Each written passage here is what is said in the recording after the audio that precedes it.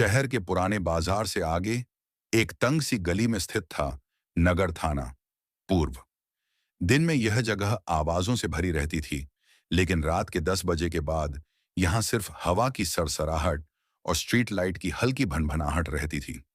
IPS Madhavi Rathore, जो अपनी सख्ती और ईमानदारी के लिए पूरे जिले में मशहूर थीं, अपनी रोज की नाइट विजिट पर थीं। वह मानती थीं कि रात का समय ही असली पुलिसिंग दिखाता है। जब शहर सोता है, तब अपराध जागते हैं और पुलिस की असली परीक्षा शुरू होती है। उनके कदम बूटों की आवाज के साथ थाने के पीछे वाले ब्लॉक की तरफ बढ़ रहे थे।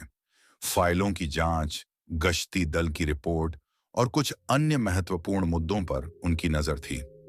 जैसे ही वे पीछे वाले पुराने क्वार्टर के पास पहुंची, एक हल्की सी आवाज उन तक पहुंची। अरविंद, प्लीज छोड़ो, कोई देख लेगा। माधवी का कदम अचानक रुक गया। आवाज एक लड़की की थी, घबराई हुई, असहज। उनके दिल में हल्की सी बेचैनी उठी। उन्होंने टॉर्च की लाइट बंद कर दी और धीरे धीरे बिना आवाज किए उस तरफ बढ़ी जहां से फुसफुसाहट आ रही थी। पुराने बरामदे के पास छाया में दो आकृतियां दिखाई दे रही थीं। लड़की शायद नागरिक थी, जीन्स और हल्के पीले टॉप में। उसके सामने कांस्टेबल अरविंद कुमार वर्दी में किसी बहाने से उसे दीवार के पास रोके हुए था। लड़की बार बार पीछे हट रही थी, लेकिन अरविंद आगे बढ़ रहा था। माधवी की आंखें सिकुड़ गईं। उनके सामने सिर्फ एक गलत हरकत नहीं हो रही थी, उनके सामने पुलिस की गरिमा, वर्दी की शान और भरोसे को तोड़ा जा रहा था। लड़की ने धीमे से कहा, अरविंद, तुमने कहा था बस बात करनी है। तुम अरविंद ने लड़की की बात बीच में काट दी। कोई नहीं आएगा, रात पूरी खाली है और तुम भी जानती हो मैं तुमसे कितना। और इतने में वह लड़की के ओर करीब झुक गया। लड़की ने फिर प्रतिरोध करने की कोशिश की, लेकिन अरविंद ने उसका हाथ कसकर पकड़ा और अचानक उसके होंठों पर जबरन किस कर दी। लड़की की आंखों में डर था। उसके हाथ खुद ब खुद पीछे धकेलने लगे, लेकिन अरविंद ने उसे और दीवार की तरफ दबा दिया। यही वह पल था जब आईपीएस माधवी राठौर की आंखों में तूफान उभर आया। वे तुरंत आगे बढ़ी, एक पल में टॉर्च का बटन दबाया और तेज सफेद रोशनी दोनों के चेहरों पर पड़ी। लड़की ने तुरंत हाथ छुड़ाकर पीछे हटना चाहा। अरविंद उछलकर सीधा हुआ, जैसे बिजली का झटका लगा हो। मां, मैडम! उसके होंठ कांप रहे थे, पसीना उसके माथे से टपकने लगा। माधवी की आवाज बर्फ जैसी ठंडी थी। यही सिखाया है तुम्हें पुलिस ट्रेनिंग ने, वर्दी में खड़े होकर यह हरकत? अरविंद ने हकलाते हुए कहा, मैडम, मैं बस। वो लड़की मेरी। माधवी ने उसे फिर बोलने नहीं दिया। उनका हर शब्द बिजली की तरह गिर रहा था। बस? ये बस नहीं है कांस्टेबल, यह सत्ता का गलत इस्तेमाल है। यह विश्वास तोड़ना है, यह अपराध है। लड़की डरते डरते बोली, मैडम, उसने कहा था अगर मैं उसकी बात मान लूं तो वो मुझे स्टेशन में काम दिलवा देगा, नहीं तो परेशान करेगा। यह सुनते ही माधवी का चेहरा बदल गया। उनकी मुट्ठियां कस गईं, उनकी सांस तेज हो गई। उन्होंने लड़की के कंधे पर हाथ रखा। डरो मत, तुम्हें कुछ नहीं होगा, तुम सुरक्षित हो। लड़की की आंखों में आंसू भर आए। माधवी ने तेज नजरों से अरविंद की तरफ देखा। तुम्हें लगता है कि आधी रात को अकेली लड़की मिल जाए तो तुम उसका फायदा उठा सकते हो? अरविंद चुप था। उसके पास कोई जवाब नहीं, सिर्फ डर था। माधवी की आवाज गूंजी, तुरंत अपनी बेल्ट खोलो, अपना नाम पट हटाओ, तुम्हें अभी इसी वक्त सस्पेंड किया जाता है। अरविंद के हाथ कांप रहे थे। वह वहीं ठहर गया। माधवी गर्जी, ऑर्डर है कांस्टेबल, यूनिफॉर्म की इज्जत नहीं कर सके तो इसे पहनने का हक भी नहीं है। अरविंद ने धीरे धीरे अपनी बेल्ट खोली, नाम पट्ट उतारा और नीचे डाल दिया। उसकी सांसें तेज थीं। वह शर्म और डर से जैसे जड़ हो गया था। माधवी लड़की के पास गई और बोली, मेरे साथ चलो, तुम्हें मेरी सुरक्षा में बयान देना होगा, न्याय होगा, मैं वादा करती हूं। लड़की ने सिर हिलाया। वह उनके पीछे चली। जैसे ही वे बाहर आए, हवा और ठंडी लग रही थी। स्टेशन में बैठे कुछ जवान खड़े हो गए। सबके चेहरों पर सवाल थे, पर कोई बोल नहीं रहा था। माधवी ने पूरा कंट्रोल रूम देखा और सख्त आवाज में कहा, सब सुन लो, हम अपराधियों से लड़ते हैं, पर अगर वर्दी वाला ही अपराध करेगा तो उसके खिलाफ मैं 10 गुना कठोर हो जाऊंगी। सब शांत, एक भी आवाज नहीं। माधवी ने धीरे से जोड़ा, यह थाना डर का नहीं, भरोसे का होना चाहिए। जो वर्दी में है वो पहले इंसान है, और इंसानियत सबसे ऊपर। उस रात पूरा थाना समझ गया कि आईपीएस माधवी राठौर सिर्फ एक अधिकारी नहीं, एक सिद्धांत है जिन पर कोई दाग बर्दाश्त नहीं। रात काफी हो चुकी थी। थाने के बाहर लगी एकमात्र सफेद ट्यूबलाइट की रोशनी हवा में हिलती हुई दिख रही थी। थाने के अंदर हल्की फुसफुसाहटें थीं।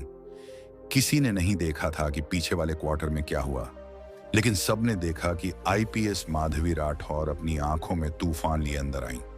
उनके पीछे वह लड़की थी, कांपती हुई, डर से सहमी, पर किसी हद तक राहत की सांस लेती हुई।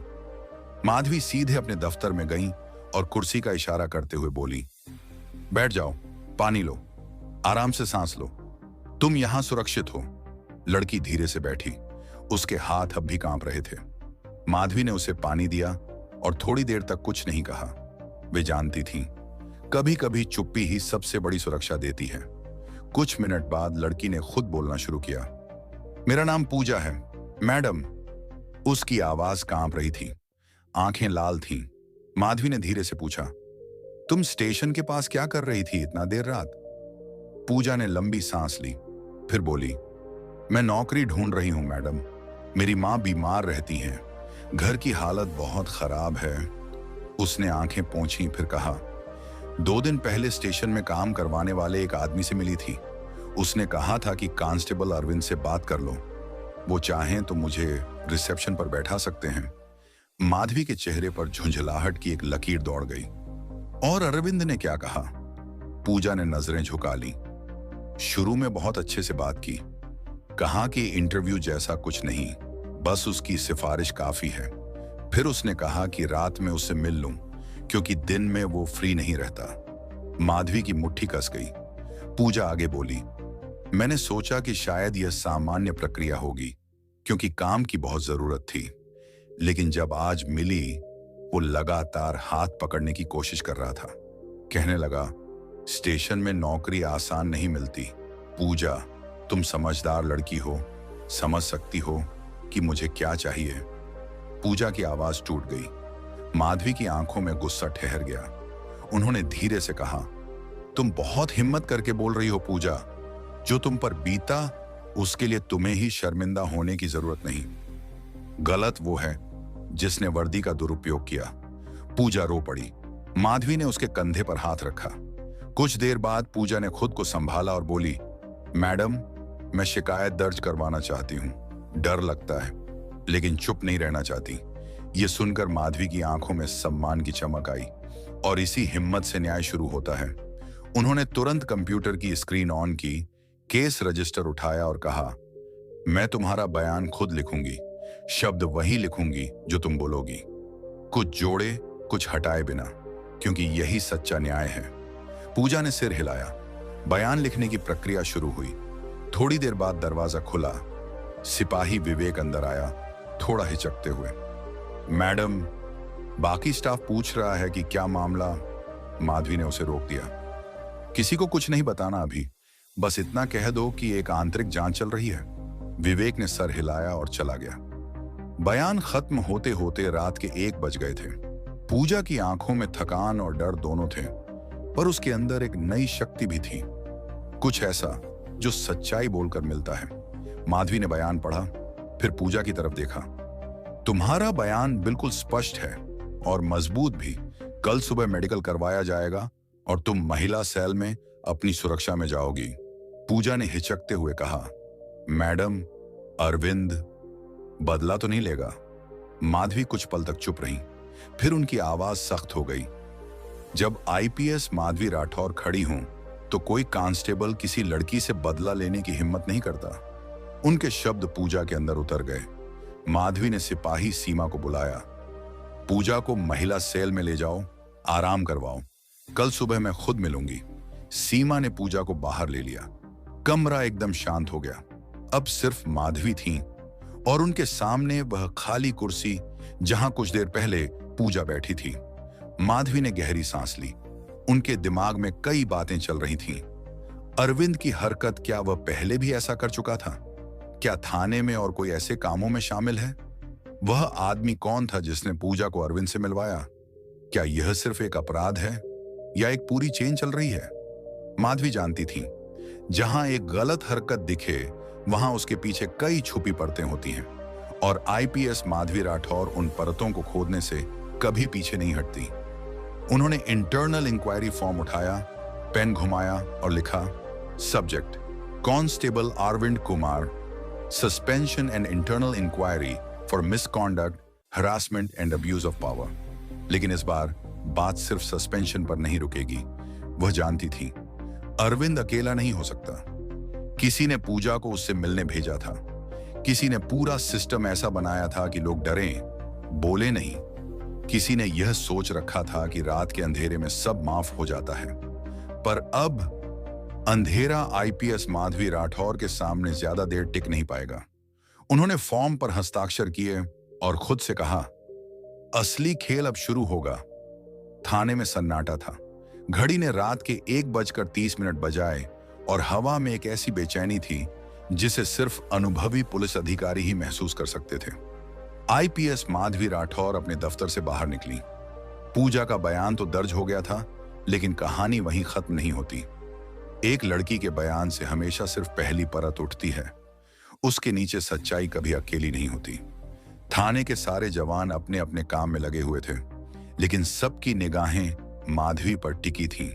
उनकी चाल, उनका चेहरा, उनकी आंखों की तीखी चमक, सब बता रहे थे कि अब मामला बहुत बड़ा होने वाला है। माधवी ने आदेश दिया, कांस्टेबल अरविंद को अंदर लाओ। दोनों सिपाहियों ने उसे थाने के अंदर लाकर खड़ा कर दिया। अरविंद का चेहरा उतर चुका था। वो अभी भी सदमे में था। उसे यकीन नहीं था कि उसकी एक हरकत ने उसे इस हालत में पहुंचा दिया है। उन पत्रकारों की तरह जो सच देखकर भी आंखें मुंह लेते हैं, अरविंद भी अपनी गलती का सच स्वीकार नहीं कर पा रहा था। माधवी उसके सामने आई। आराम से खड़े हो जाओ, अब असली सवाल शुरू होंगे। अरविंद ने मुश्किल से कहा, मैडम, मैं गलत हूं, लेकिन माधवी ने टेबल पर जोर से हाथ मारकर कहा, गलत? तुम गलत नहीं, अपराधी हो, और इस वर्दी में खड़े अपराधी सबसे खतरनाक होते हैं। अरविंद चुप हो गया। माधवी ने धीरे धीरे पूछा, तुम्हें पूजा से किसने मिलवाया? अरविंद ने पलट कर देखा। वह बेचैन हो गया। मैं उसे नहीं जानता मैडम, वो खुद आई थी। माधवी की आवाज चाकू की धार जैसी हो गई। झूठ बोलने की आदत अब भी नहीं गई? मैंने उसका बयान पढ़ा है। वो कह रही है कि किसी आदमी ने तुम्हारा नाम बताया। अरविंद ने गला सूखा हुआ महसूस किया। मैडम, वो आदमी, शायद। कुछ पल तक वह कुछ बोल नहीं पाया। माधवी उसके बिल्कुल करीब आई। नाम बताओ। अरविंद ने एक लंबी भारी सांस ली और बोला, वो छोटे लाल है मैडम। माधवी की आंखें सिकुड़ गईं। छोटे लाल, थाने के बाहर चाय बेचने वाला छोटा मोटा दलाल। कभी किसी की बाइक ठीक करवाता, कभी किसी का फाइन हटवाने में मदद करता। असल में वह एक सूचना ब्रोकर था जो पुलिस वालों और बाहर के लोगों को जोड़ने का काम करता था। लेकिन पूजा का उससे क्या रिश्ता? माधवी ने तेजी से पूछा, छोटे लाल तुम्हें लड़कियां भेजता है? अरविंद तिलमिला गया। नहीं मैडम, मैंने ऐसा कभी नहीं किया। बस कभी कभी वह कह देता था कि कोई लड़की स्टेशन में काम चाहती है तो मैं बात करूं। मैंने कुछ गलत नहीं किया। माधवी की आंखें कठोर हो गईं। लड़की नौकरी मांगे ये बात है, लेकिन नौकरी के बदले तुम क्या मांगते हो, ये तुम्हारी गंदगी है। अरविंद चुप, पूरी तरह टूट चुका था। इसी समय बाहर से दस्तक हुई। सिपाही सीमा अंदर आई। मैडम, एक गार्ड आपसे बात करना चाहता है। कह रहा है कि आज उसने कुछ देखा है। माधवी ने कहा, उसे अंदर भेजो। गार्ड जोगी प्रसाद अंदर आया, नर्वस, लेकिन उसकी आंखों में सच्चाई थी। माधवी बोली, जो देखा है सच सच बताओ। गार्ड ने हिचकते हुए कहा, मैडम, जब मैं रात को बीत लगा रहा था तो मैंने देखा कि पीछे वाले क्वार्टर में रोशनी थी। मुझे लगा कोई चोर उचक्का ना हो, तो धीरे से गया। माधवी की सांस कुछ पल रुकी। गार्ड आगे बोला, और मैंने देखा कि कांस्टेबल अरविंद उस लड़की को दीवार की तरफ धकेल रहा था। लड़की उसे रोक रही थी। उसने कहा भी, मत करो, पर अरविंद, उसने नहीं सुना। पूरे थाने में सन्नाटा छा गया। अरविंद के चेहरे का रंग उड़ गया। गार्ड ने जोड़कर कहा, मैडम, मैं डर गया था क्योंकि कांस्टेबल की बात थी, लेकिन जब आपने टॉर्च की रोशनी देखी, मैं वहीं पास खड़ा था। मेरे पास सबूत नहीं, लेकिन मैंने सब देखा है। माधवी ने उसे सम्मान भरी नजर से देखा। तुमने सच बोलकर बहुत बड़ा काम किया है जोगी। कल तुम्हारा बयान भी दर्ज होगा। गार्ड सिर झुकाकर बाहर चला गया। अब माधवी पूरी तरह अरविंद के सामने खड़ी थी। उनकी आवाज शांत थी, पर भीतर भूकंप था। अब भी कुछ कहना है अरविंद? अरविंद की आंखों में पानी आ गया। उसने जमीन में नजरें गड़ा दी। मैं बस फंस गया था मैडम। माधवी ने उसके करीब आकर कहा, गलती एक बार होती है, यह आदत है, और आदत तब बनती है जब आदमी जानता हो कि वो पकड़ा नहीं जाएगा। अरविंद रो पड़ा, लेकिन माधवी का चेहरा बिल्कुल शांत था। रोने 100 से सच नहीं बदलता। अचानक अरविंद ने कुछ कहा जिसने हवा रोक दी। मैडम, सिर्फ पूजा नहीं। माधवी की आंखें चौड़ी हुई। मतलब? अरविंद ने कांपते हुए कहा, ऐसी 2 और लड़कियां आई थीं पिछले महीनों में जो नौकरी चाहती थीं, और छोटे लाल ही उन्हें भेजता था। माधवी की सांस अटक गई, दिल ठहर गया। यह मामला अब सिर्फ एक लड़की को छेड़ने का नहीं रहा था। यह अब एक सिंडिकेट, एक नेटवर्क, एक पूरे सिस्टम के गंदे खेल की तरफ इशारा कर रहा था। अरविंद ने जोड़कर कहा, मैडम, उन दोनों लड़कियों को मैंने टच भी नहीं किया था, लेकिन छोटे लाल ने कहा था कि अगर मैं थोड़ा सहयोग करूं तो वो उन्हें काम दिलवाएगा। माधवी ने ठंडी आवाज में पूछा, और बाकी पुलिस वालों का क्या? कौन कौन जानता है? अरविंद ने कांपती आवाज में कहा, मैडम, थाने में सिर्फ मैं अकेला नहीं हूं। और भी लोग जानते हैं कि लड़कियों को नौकरी दिलवाने के नाम पर छोटे लाल पैसे लेता है। माधवी ने मुट्ठी कस ली। अब सब साफ था।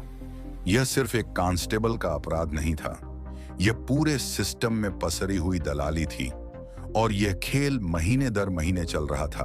और आईपीएस माधवी राठौर ने ठान लिया, अब यह खेल खत्म होगा। उन्होंने आदेश दिया, अरविंद को लॉकअप में डाल दो। कल सुबह तक कोई उससे बात नहीं करेगा। अब जांच असली शुरू होती है।